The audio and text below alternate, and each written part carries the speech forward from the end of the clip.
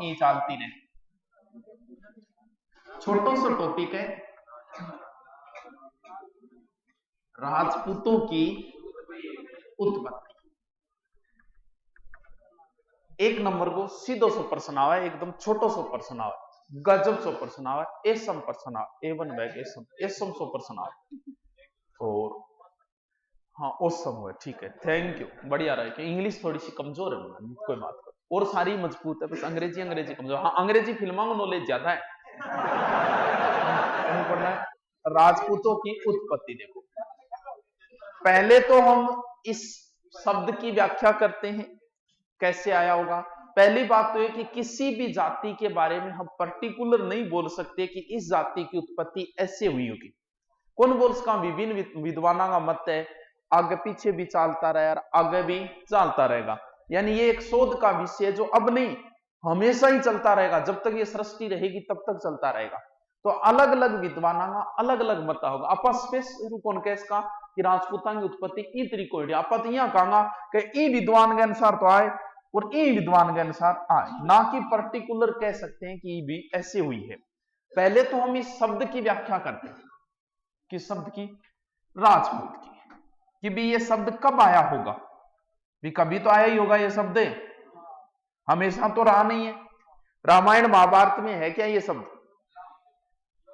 हाँ रामायण महाभारत में है क्या, नहीं है। इसका मतलब जब तक राजपूत शब्द नहीं आया था उससे पहले राजपूतों के लिए किस शब्द का प्रयोग होता था। मान लो कोई सीधो सीधो पूछ ली, रामायण महाभारत में कौन सा शब्द मिलता है,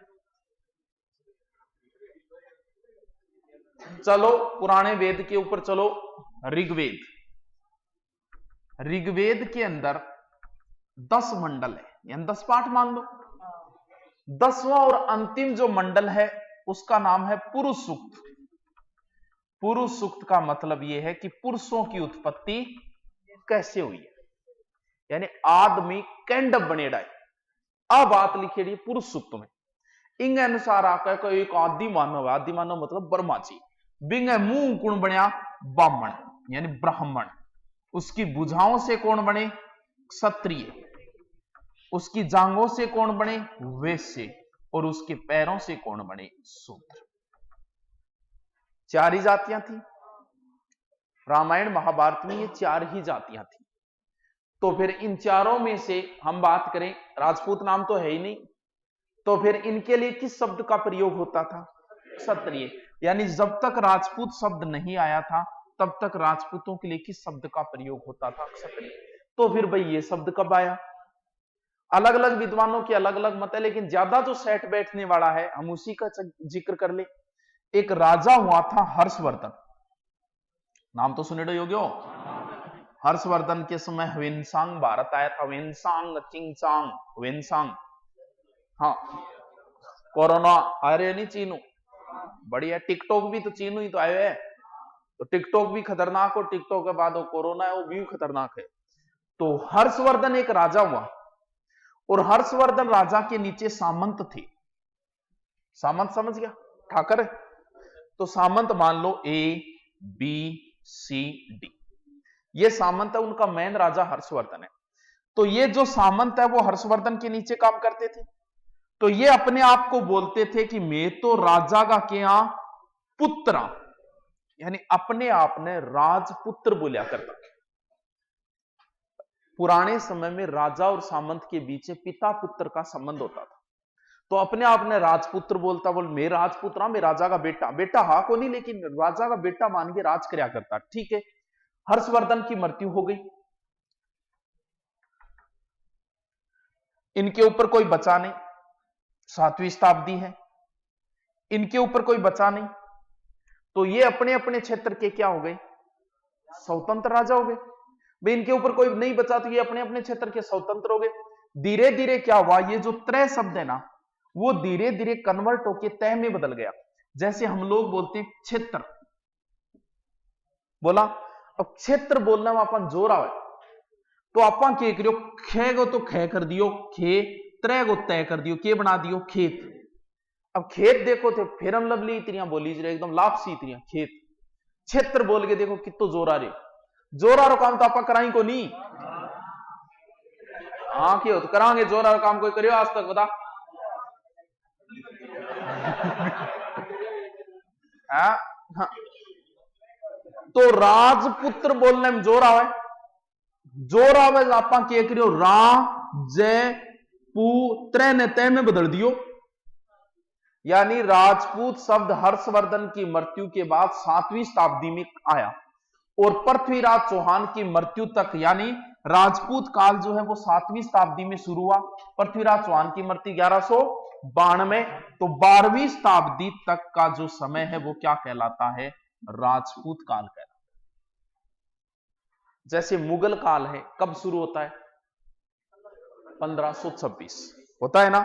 सल्तनत काल, मौर्य काल, गुप्त काल सुने होंगे नाम, वैसे ही है राजपूत काल।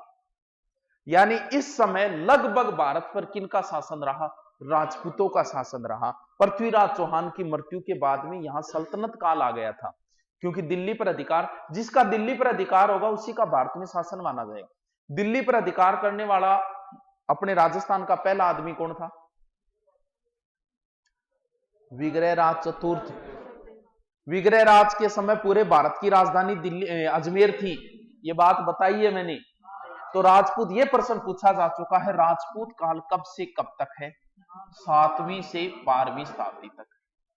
वैसे ऋग्वेद वगैरह ये जो है ना, रामायण महाभारत, इनमें भी राजपुत्री शब्द जरूर आता है। जैसे द्रौपदी को राजपुत्री कहा गया है, या फिर किसी राजा के पुत्र को राजपुत्र कहा गया है।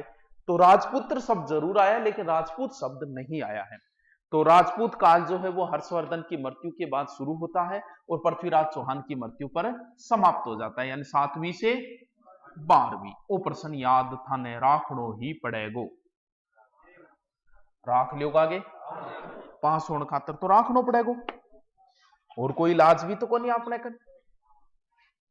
अब अपने को प्रश्न कैसे पूछेगा, वो आपसे पूछेगा कि बताओ टाबरो, राजपूतों की उत्पत्ति का अग्निकुंड सिद्धांत किसने दिया।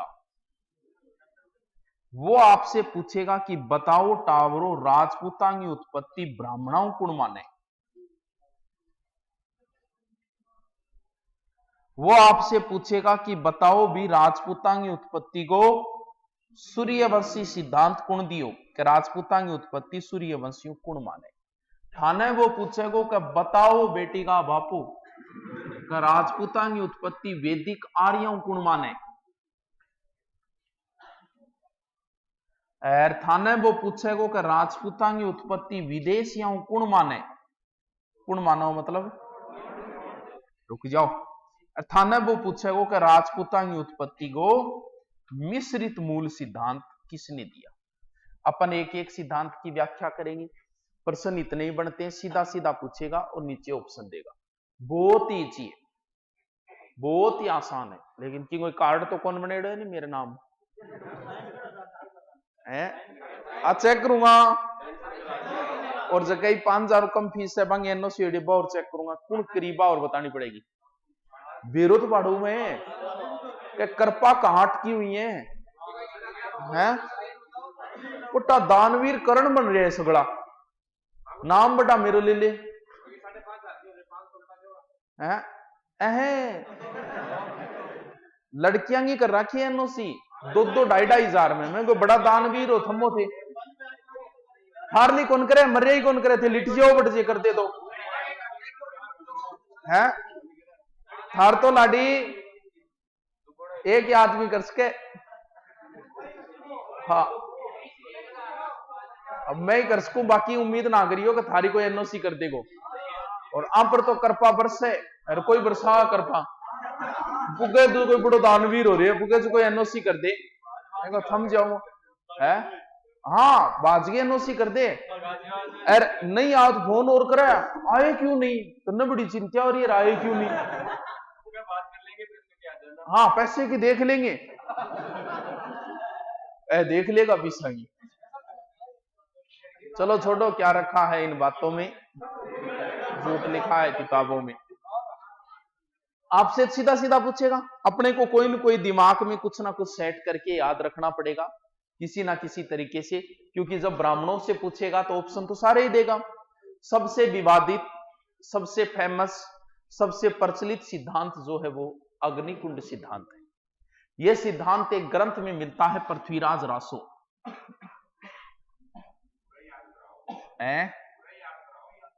उरे करा दिया दो तन के लागे उरे कौन कराओ घरे जाए तो थे कि तो पटो मन मेरे तो पटवारी को एग्जाम पहली हो उसके पुलिस को ध्यान रखियो को नहीं पटवारी का मांगन लग गया डिटेल, पटवारी का पहले हो सकता है, ध्यान रखना सिलेबस सेम सो ये कोई ज्यादा डिफरेंस को नहीं।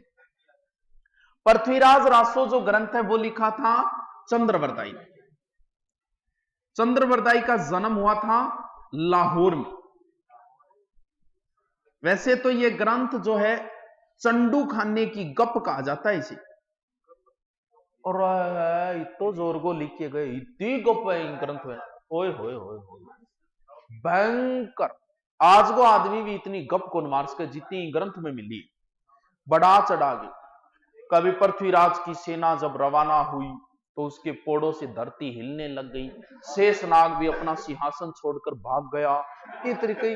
और घोड़े जब दौड़े तो उसके नीचे से हवा जो है ना, रेत उठी, रेत से पूरा आकाश ढक गया, पूरी पृथ्वी अंधकार में हो गई। इस तरीके की बातें जो कि जल्दी से हर आदमी पचा कौन पार, तो शक्तिशाली आदमी पचा पार, तो इंगी बजो चंडू खाने की गप बोला पृथ्वीराज रासो।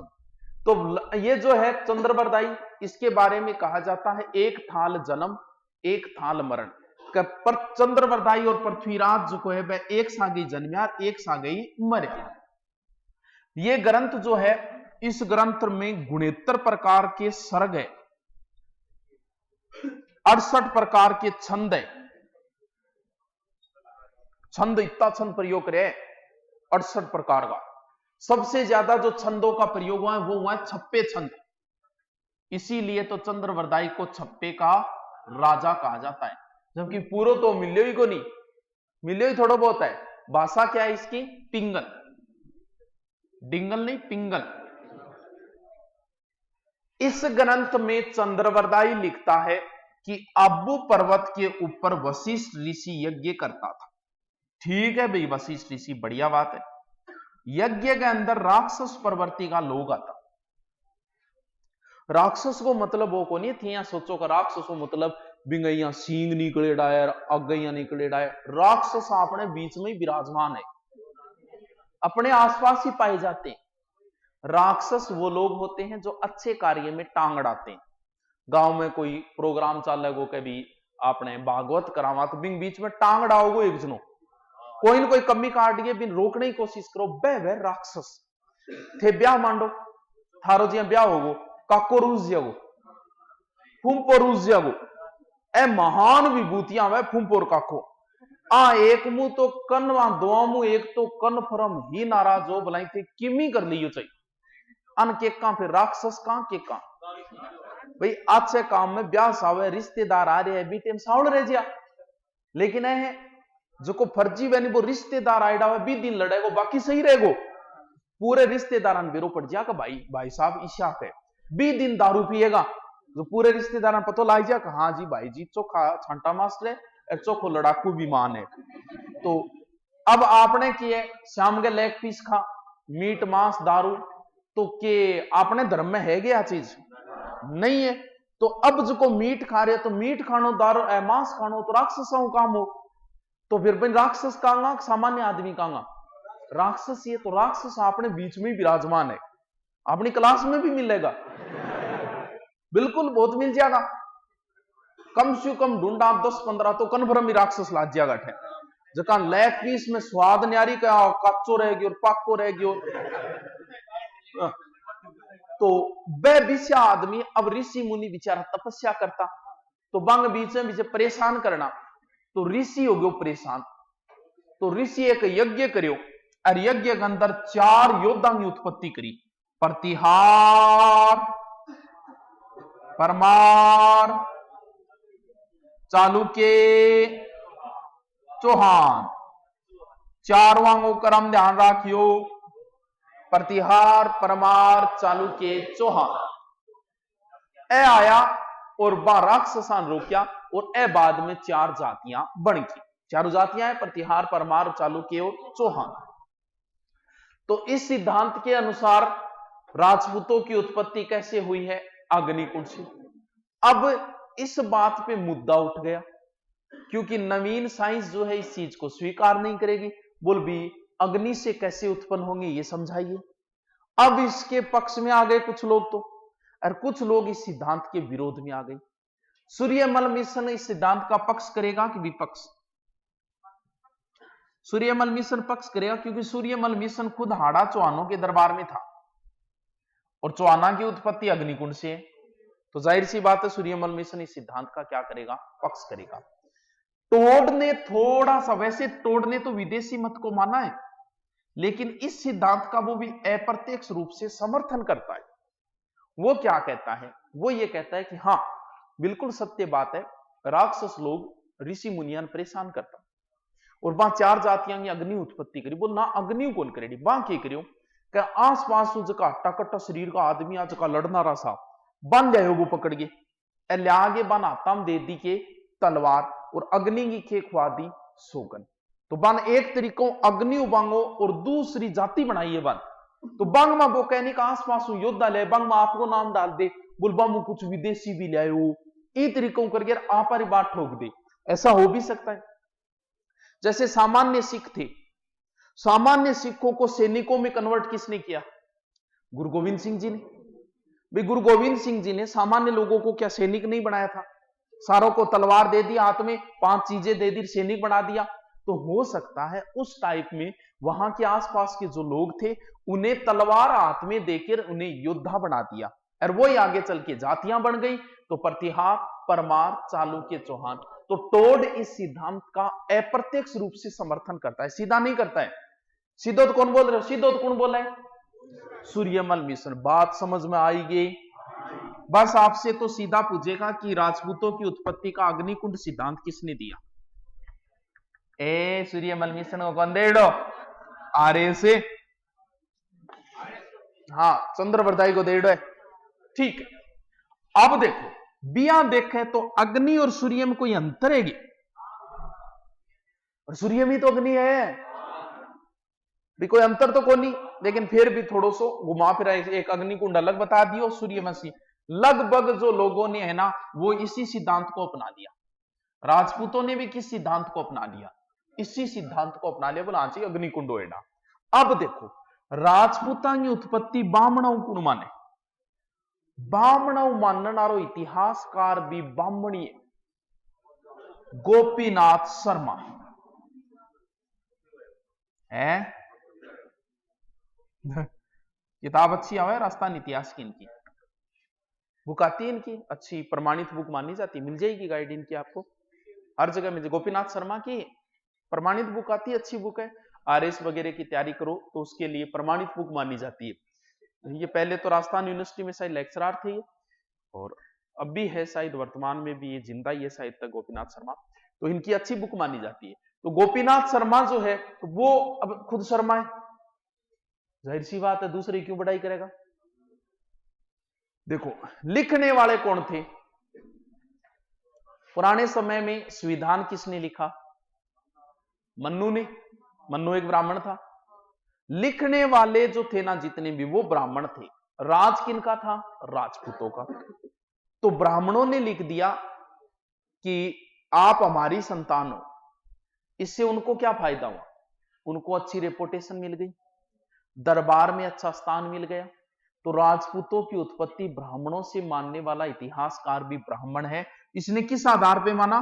बिजोलिया शिलालेख के आधार पे। बिजोलिया मैं पहले बता चुका हूं। डॉक्टर भंडारकर, यो डॉक्टर है, पढ़ियो लिखियो आदमी है, यो भी वो कहे बामणा तो है लेकिन विदेशी बामणा हो है।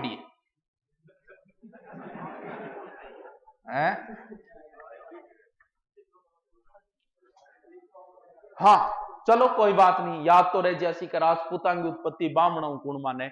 बामण माने। अब एक बामण और है दशरथ शर्मा।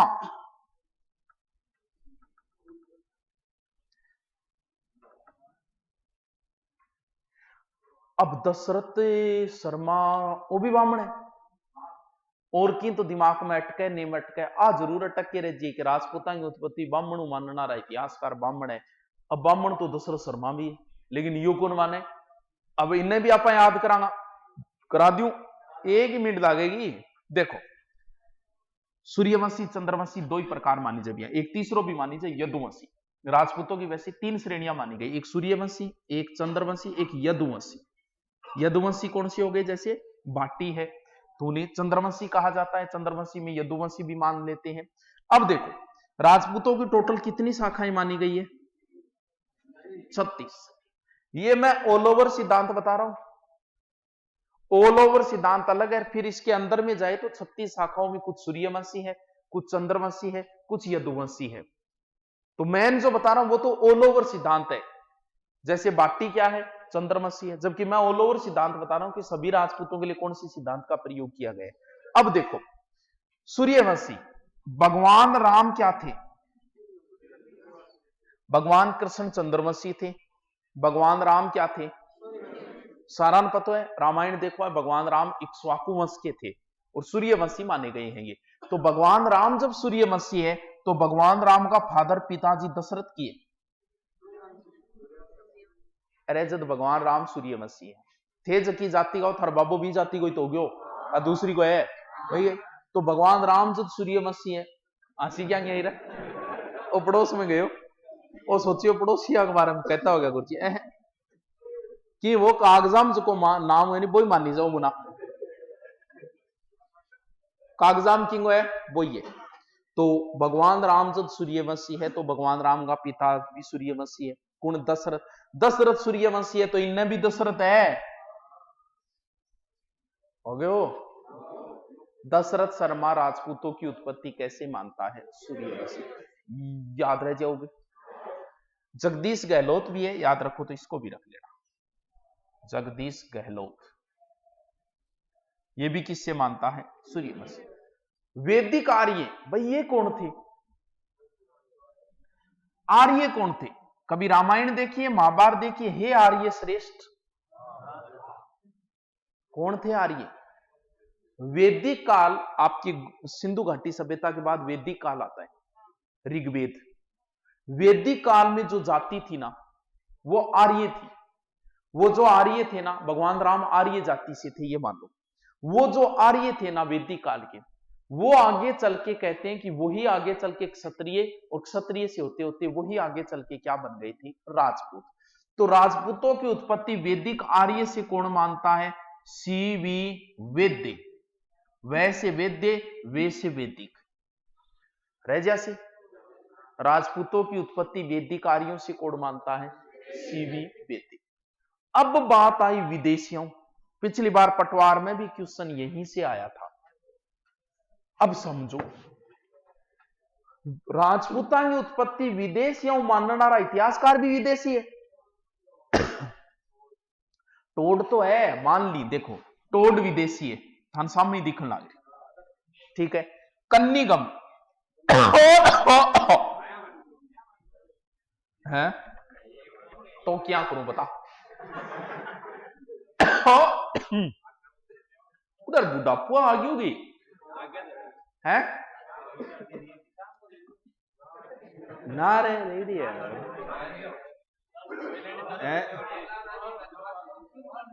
अब छोड़ दिए सारे धंधे, हाँ अब तो बस ना करे ए करे तन बेरो इतो ही तो पड़ गए थोड़ी हमार, मैं 4 टोपी का पर आज हमार मना छंटो मारनारो आदमी कदी पढ़ कौन सके, क्यों बिंदु शाम के छंटो मारना पड़े, मैं फिर क्यों ऐसी चीजें क्या, मैं आज भी मैं 2 घंटे कम से कम पढ़ता हूं, कन्फर्म 2 घंटे आज भी पढ़ता, मन जरूरी को नहीं, दोनों ही जरूरी को नहीं, मन फिर भी मैं पढ़ दूं, आदत पड़ की शुरुआत में पड़ेड़ी है, छांटो मारन लाई जो ना जगदीन की कौन पढ़ी जो 4 बातें कराऊंगा फिर कुआं गले में इन्फेक्शन हो गया, अब कौन पढ़ाई जाए, क्योंकि वो टोपी की को नहीं याद करे, पढ़ना पड़ता है मना, हाँ दारू को कौन बताए वो अलग वे, थोड़ा सो रगान एक्टिव करने खातर चाह पानी वे, चावड़ी पी ले करो, नींद आ चाह पानी वे, कॉफी वे, बस यही चीज है, गर्म पानी पी ले करो। टोड नाम से पता चल रहा है, अपना नाम तो इसे है दशरथ है, गोपीनाथ है, तो टोड नाम, कन्नीगम नाम से पता चल रहा है, चल रहे नहीं, वी ए स्मिथ नाम से पता चल रहा है कि नहीं चल रहा? कभी विदेशी है, भारतीय तो नहीं है। लेकिन आपको ऐसे नहीं पूछेगा, आपसे पूछेगा कि बताओ राजपूतों की उत्पत्ति शक व सीथियन जाति से कौन मानता है। आपसे वो पूछेगा राजपूतों की उत्पत्ति कुषाणों से कौन मानता है, राजपूतों की उत्पत्ति हूणों से कौन मानता है। विदेशी जाति है सारी, यहां पूछे वो टागरो जद थारा रमाण मंड है। पिछली बार प्रश्न में आयो कि राजपूतों की उत्पत्ति शक व सीथियन जाति से कौन मानता है। अब गड़बड़ होगी, वो तीनों ही ऑप्शन दे दिया। अब वो बताओ क्या करो, मैं तो बताऊंगा। टोड बोलियो वो राजपूतां की उत्पत्ति विदेशियों हुई। आपनो एक इतिहासकार है डॉक्टर ओझा, पढ़े होगे। डॉक्टर ओझा की बुक तो जब थाने पढ़ाना हो जब काम आवे, कंपटीशन के लिए इतनी जरूरी। ओझा ने प्रत्येक सिरोही का इतिहास इतनी मोटी अलग लिख दी, मेवाड़ को इतिहास इतनी मोटी अलग लिख दी, मारवाड़ का इतिहास की अलग लिख दी। तो ये जो दुकानें इन पे नहीं मिलेगी। ओझा की बुक आपको मानव संसाधन मंत्रालय जाना पड़ेगा। आपको जरूरत कब पड़ेगी? जब आपको पढ़ाना है, आपको नौकरी लगने के लिए कतई जरूरत नहीं है। नौकरी लगने खातर तो एक घटिया सी गाइड लिया भाई बहुत है। घटिया बताइए, मैं थानिया लागे नहीं हूं घटिया कोई गाइड को नहीं बाई चक लियो। अरबी में ही आ जाएगा 80-85% कन्फर्म आ जाएगा। देखो डॉक्टर ओझा बोलियो अगर टोड और बोली के बोलियो, क्योंकि ओझो तो वैदिक आर्यों माने।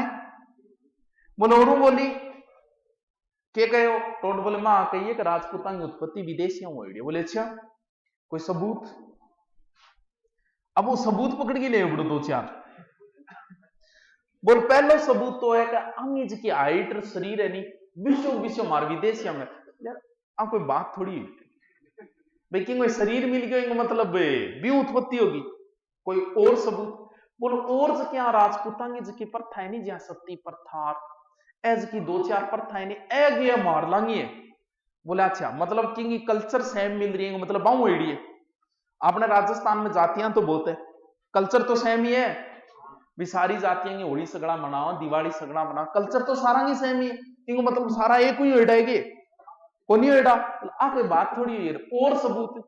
बोले और जो है नहीं कह राजपूता ने घोड़ो रखने को शौक है, हथियारा की पूजा करने को शौक है, ओ गो मारला ने। बोले अच्छा माने कोई आज है कि घोड़ो रखना शौक? घोड़ो मारे भगवान राम भी रखा करता। हथियारा की पूजा करने को शौक माने कोई आजू को नहीं है। थे देखो कभी रामायण महाभारत देखिए तो कोई भी योद्धा हथियार उठाने से पहले उसको नमस्ते करेगा और नमस्ते करके फिर ही हथियार उठाई जाओ। और आप हथियारा की पूजा कद करा बेरोगी? विजयादशमी। विजयादशमी को हथियारों की पूजा की जाती है। तो हथियारा की पूजा करना शौक मानना कोई आजू थोड़ी है, मान तो शुरुआत हुई है, पहली हुई है। इसका मतलब विदेशी नहीं है। राजपूतों की उत्पत्ति ओझा कहता है किससे हुई है? वैदिक आर्यों से हुई है। वो जो आर्य जाति थी वो बाद में कन्वर्ट हो गई किसमें? राजपूतों में। चलो आपा टोड की बात एक बार आपा मान लिया, एक बार हम इस बात को भी मान लेते हैं कि राजपूतों की उत्पत्ति किससे हुई? विदेशियों से। चलो ठीक है, लेकिन इतिहासकार कैसे इस बात को पूर्णतः नकारेंगे? कभी ओझा टोड की बात मान के इसको पूरी तरीके से नकार दिया जाएगा। कैसे? मान लो थे अमेरिका चला गया बट रहन लग गया, थारी पीढ़ियां रहन लगी, थान 100 200 300 400 साल हो गया, थारी पीढ़ियां बढ़ रहने लगी। तो क्या एक अमेरिका के व्यक्ति को अमेरिका से जितना प्रेम है क्या आपकी संतानों को होगा? क्या कभी नहीं होगा। अगर राजपूत विदेशी होते तो इन्हें मातृभूमि से इतना प्रेम कैसे था? और इतिहास में ऐसे बहुत सारे उदाहरण मिल जाएंगे कि जब मातृभूमि की रक्षा के लिए राजपूतों ने अपना सब कुछ निछावर कर दिया। इसका मतलब ये भारतीय जाति है, शुद्ध आर्य जाति है। वो जो वैदिक आर्य थे वो कन्वर्ट हो गए किसमें? राजपूतों में। ये बात कौन बोलता है? ओझा बोलता है। तो ओझा और सीवी वैद्य राजपूतों की उत्पत्ति किससे मानता है? वैदिक आर्यों से। अब इनको तो सेट करें भी, अपन तो एग्जाम के हिसाब तो रटना पड़ेगा। कैसे कन्नीगम, कैसे कुषाण? कन्नीगम राजपूतों की उत्पत्ति कैसे मानता है? कुषाणों से। वाहू शक्ति कपूर आ रहे नहीं, वाह, गजब, शानदार, वाह भाई, क्या लग रहे हो गए हो? वाह हु यानी वी ए स्मिथ किससे मानता है? तो बाकी बच गई की शक और सीथियन। अब देखो, मैं थान मत तो बता दिया, अब भी मैं थान पूछ लू, बताओ राजपूतां की उत्पत्ति क्या थी, क्या बताओ? तो आप कंफ्यूज हो गया, वो तो कंफ्यूज निकालियो किया, कंफ्यूज कर दिया भाई। ओ कह ना भैया मेरे लिए साची अग्निकुंड होड़ी, एक का नाम बामण होड़ी, एक का सूर्यवंशी, एक का वैदिक आर्य, एक का विदेशी है, सारा का सारा ही लड़ मरिया। लास्ट में कोई समझौतो तो करावा, तो समझौतो करायो डीपी चट्टोपाध्याय। ओ बोले यार ना लड़ो यार, ये जो राजपूत है इनमें से कुछ अग्निकुंड से हुई, कुछ ब्राह्मणों की संतानें हैं, कुछ सूर्यवंशी है, कुछ वैदिक आर्य, कुछ विदेशी है, लड़ाई करो खत्म। और कौन सा सिद्धांत दे दो? मिश्रित मूल सिद्धांत। तो राजपूतों की उत्पत्ति का मिश्रित मूल सिद्धांत किसने दिया? डीपी चट्टोपाध्याय। आल्यो जी, 1 नंबर को प्रश्न कंप्लीट हो गयो। COMPLETE।